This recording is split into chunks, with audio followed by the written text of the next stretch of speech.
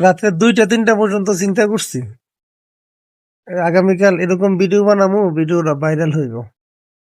কত খুশি, এরকম একটা ভিডিও বানাবো। সকালে সেম চিন্তাটা করছি, চিন্তা করে দেখলাম আগে তো যাই 100টা ভিউ হইতো, এরকম চিন্তা করে যদি ভিডিও বানাই 20-30টাও ভিউ হইব না।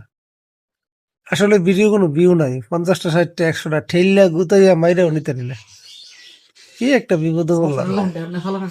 ভিডিও লিয়ে এত বিপদে পড়লাম, মানে ভিডিওর কথা কইলে চুলকানি ওঠে।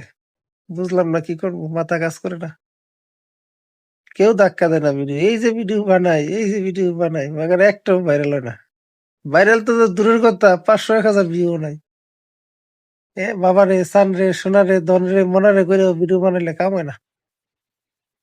কাম হয় না ভিডিও, ভিডিও বানাইতাম না। যদি এটা যদি 100-র উপরে না যায় আর বানাইতাম না। ছেড়ে দিন, বাদ, ভিডিও বাদ।